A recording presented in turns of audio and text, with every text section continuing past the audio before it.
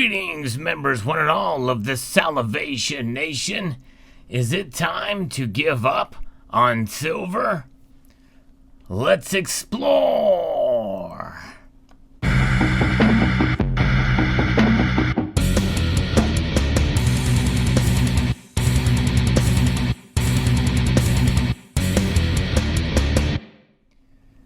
As of the recording of this video, the silver markets are closed. But they closed on Friday with a pretty big drop in silver prices. In fact, in one day, it lost over 50 cents. That's an over 2% drop in the price, which is considered a pretty big, substantial drop in one day. The silver price closed at just under $22.50 an ounce. And when you compare that to where silver had been earlier this year and throughout most of last year, that is a pretty substantial decrease in the price of silver. And it can be discouraging to some, especially for those who intended on squeezing the silver market back earlier this year. There was a movement thinking that if enough people bought silver in a short amount of time, that it could squeeze the silver markets. Well, it marginally worked for a brief moment of time, but the market soon recovered, and because the silver market is so complex, well, it's no surprise that it didn't have the intended effect in the amount of time that it took. But I believe, and as I've spoken with some people who are part of that movement, that they believe in buying silver and holding it for the long term. In fact, some even say for life. And I would hope that they would still be encouraged to do that, even with the prices where they are at today. So the question is it time to give up on this this white precious metal here, silver, which is the most reflective metal compared to the yellow metal, which is quite unique, gold is. Gold tends to have a bit more of a stable price action. In other words, it doesn't move as drastically as silver does, but it is actually down considerably as well. But nonetheless, silver is a metal that many people can feel discouraged, especially if you spend a lot of money in a short amount of time when prices were higher. And that is the crux of the matter, because a lot of people were thinking we're just right around the corner from higher silver prices. But it's a big corner. And I believe that's the case too. I believe that we are around the corner to higher silver prices. But the corner is a big, big corner. And you have to get around that corner first. And how big and how expansive that corner is another matter altogether. What does it mean to be a silver stacker? Well, it's about committing to holding and storing and the physical metal, such as you see here, in various different sizes, from 1 kilo all the way down to 1 ounce. And these are the kinds of silver coins that can be accumulated, but you can also accumulate bars and generic rounds as well. But the pieces that you see here represent typically higher premium silver products. And along with silver eagles, which is the most popular way to stack silver, well, you are going to be spending very high premiums and not being able to recapture those if you need to sell at a particular point in time. Now, there are cases where there's a great demand for the physical product, like we've seen over the past year, where those premiums can be somewhat recovered at the time of sale of the precious metal. But I believe what's unique about having physical silver in your possession is that it is a unique way to save money. Because when we stack silver, we are essentially seeing it as money. In fact, all these are monetized, save for the Libertad here, which is recognized by the government of Mexico as money. But regardless, these are all coins. These are all coins that have a denomination on them, as well as the weight and year of issue. And so therefore, when you stack these, you are committing yourself to this type of savings. Now, in a normal savings account, typically it pays you interest, even if it's 0.01%, which is about what I am being paid as an interest to hold dollars in the bank. But, when you think about it, those dollars sit there accumulating literally pennies on the dollar for every 6 months or so of interest. But what does the value of that dollar hold out for the time it's in the savings account for that 6 months? It loses, well, under normal circumstances, it loses 2%. Under the admitted increase in a target for the Federal Reserve, it was 2.5%. Then we have ourselves inflation, what is called transitory inflation. Now we're sitting above 5%. Will we have hyperinflation or runaway inflation in the near future? Potentially, possibly. But when we're seeing silver sit at $22.50 an ounce, well, it's a little discouraging because there's other items that are going up in price and silver is going down in price. What gives?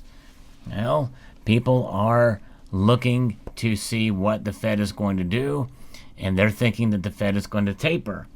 And so therefore, they think that if Fed is going to taper, then silver acting like a monetary metal, a hedge, well, they're not as nervous about the economy. The markets tend to run to the inverse of that, tapering. In other words, the metals go down when they taper, when they stop their bond buying program. But what about all the quantitative easing that happened before? Will tapering stop inflation? Likely not. And just the mere thought that they may taper is causing these prices to go down. That's the psychology of the markets. And this is the time where we need to be literally ape strong, not in so much as that we should be necessarily going out and loading up the truck, although that is a possibility and is an option, by the way, when the prices are low, is to load up the truck, so to speak. In other words, buy more. But I don't really like to use that term, loading the truck up, because that implies that you are throwing caution to the wind and just buying up a bunch of silver. Well, you may look at this as a buying opportunity, and then silver goes down to $18 or $17 an ounce.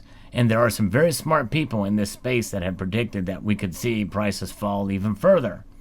Then what are you going to think if you loaded up your truck during that time? Well, you've lost out yet again. And that kind of smackdown and that kind of hit is going to be very frustrating, and it's going to cause you to have even thicker skin, or you'll need even thicker skin during the course of this period. Being able to predict the markets is almost impossible. There are some technical analysts who do a very good job of it, but they may be right, they may be wrong, but they're never fully 100% accurate in their predictions. And a channel like mine, where I do follow the markets, I follow the money for silver, is we do look at the price drops and increases on a day-to-day basis for the most part. There's been days where I don't talk about the markets, but I do like to keep a pulse on them. But that does not mean that I live, die, and breathe by what the markets do. I buy according to my budget. And there are those of you who have been familiar with my channel for almost the full 8-year plus run of this channel. But in recent years, since about 2017, I have really focused on gold. But I'm still buying silver. I'm just buying a little bit less of it. But I have got my reasons. There's multiple reasons why I'm doing it. But you'll notice that these pieces that you see here, some of them date back. This kookaburra, this kilo kookaburra here, I bought, I think in 2013. So I've had it for a while, for quite a while. Which means I've not sold it. It was a lot higher in 2012 and 2013 than it is now. We've seen the price of silver move drastically both directions, and I believe we will continue to see that volatility play out in the markets, more so than gold. And that's one reason why I moved more towards gold as of late, but does not mean that I've stopped buying silver. In fact, I've contemplated stocking up a little bit more silver. We'll see. We'll see how it plays out. I do have some goals this year that I would like to meet for gold first, but it just is up in the air. But I believe that this is a metal that you should not give up on. Even if it were to go down to $17, $16 an ounce.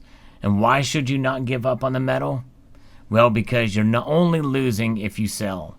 And selling the precious metal not out of necessity, in other words, selling out of frustration or selling on a whim, is giving up. You've lost. But if you hold on to the metal, sooner or later it's going to catch up.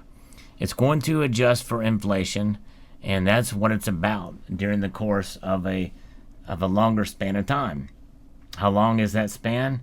It just depends on how much you buy and how you buy and when you buy. I believe in a concept called smart dollar cost averaging. I did a video about that called the right way to buy silver and the wrong way to buy silver. And I encourage you to check that video out. If I can find it, I'll post it on the end screen of this video. But it is a matter of how you buy, the attitude.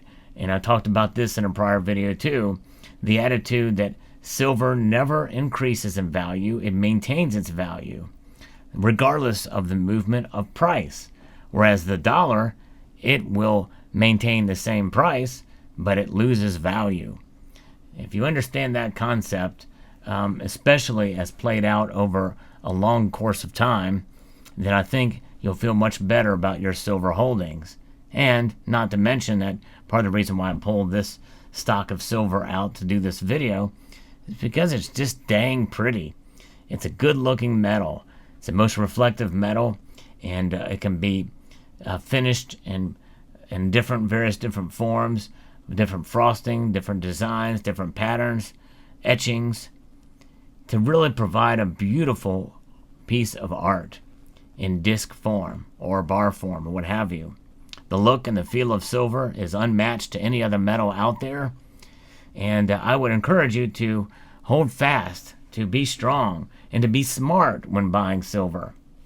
You know, there's a lot of folks out there who have probably a little more optimistic view than they probably should because they have been told misinformation about silver, such as there's some people that actually believe that silver is rarer than gold. Yea, though, under no circumstance, in any way, shape, or form is that ever the case. Never will be the case. So you can dismiss that. If any channel tells you that, well, they are lying to you. But nonetheless, silver is a beautiful metal, but I believe it sells itself. Look at it; it's beautiful, and its history, its historic record, sells itself. And I think that is enough. It's all we need. So let me know what your thoughts are in the comment section below. Is it time to give up? You've heard my answer. What is your answer? And by the way, there are some people who watch this channel who do not like silver at all, and that's fine. I understand. And they may love gold more, and that's fine. In fact, I'd probably say for me, given my point in time, I'm probably a bigger fan of gold at this point, but I still love silver, and I still believe in it, and I think that's kind of where I stand. I believe in having both metals. I'm a bimetallic kind of guy. That's right, gold and silver. But I also like platinum and palladium and other metals as well. But gold and silver are the mainstays of the channel, and they will continue to shine on, I believe, no matter what the price does, no matter what the sentiment is. And what is the best piece of advice that has ever been given? I forget who. It may have been Warren Buffett, to buy it when it's unloved. That is the time to buy it. But as is always the case, I would never encourage anybody to buy outside of their comfort zone or their level of understanding. I would never tell anybody to buy any asset class or anything whatsoever with a promise that it's going to just boom and skyrocket. It may not. At $22.50 now, I don't think it could go much lower than 20 at the bottom, but I don't know. I could be completely wrong. I could say, hey, back up the truck, buy now, because it's going to just go to the moon. And then it drops to $18 or $17 an ounce. That very well could happen. You have to understand that that is a possibility whenever you buy. And that's part of the psychology of the markets. And it's buying and selling on the paper side that moves a lot of this. And that same sentiment of price action and price movement is part of what drives the markets there. In the physical bullion, there's a lot more at stake because you have premiums involved. So keep that all in mind. Do not give up on silver is the one advice I can give to you strongly, with the utmost confidence, if you're thinking about it. So I hope that answers your question. Even though you may not have asked it, I did. Let me know what your thoughts are in the comment section below. I'd like to extend a multitude of gratitude to you all for taking the time to watch, and to encourage you to please rate, share, comment, and subscribe.